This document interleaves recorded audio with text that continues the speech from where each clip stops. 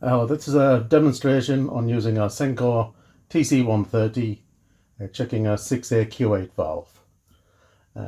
First of all, we have to switch it on and put it in the calibrate position.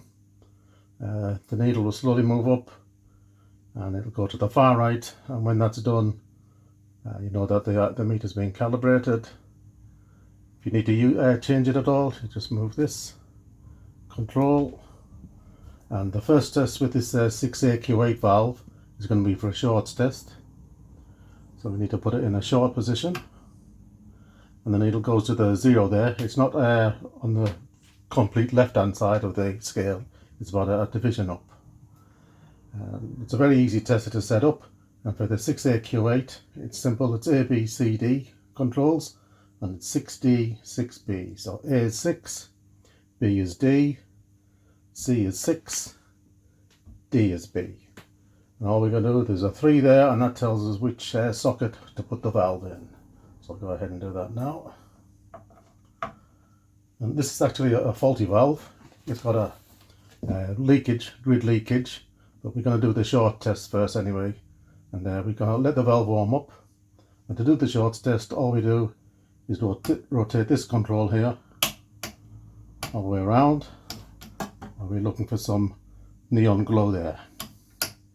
You see a bit of flashing there. That's just capacitance. So that's all right. That one's passed the shorts test. So now we're actually going to do the grid leakage test. And to do that, we just move this function switch to the grid leakage position. And as you can see, it's gone to the far right. But for the grid leakage, we're actually using the bottom scale. So it's actually showing that there's a very bad grid leakage there. So we can't go ahead and do the emissions test on this because you can ruin the tester. So I'll just take that one out. I've got a good one here. It's the same valve, 6AQ8. So we'll just go ahead and do the same tests. Once again, it's a good one. So once again, we're just going to do the shorts test. I know it's good. I've used it before. Once again, no glow on the short indicator there, so this one's fine.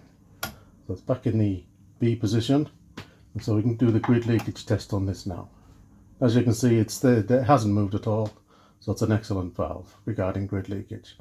Now all we're going to do is do the emissions test for this one, and as you can see, it's moved over to the right. The top scale is used for the emissions test, and it's showing about 105.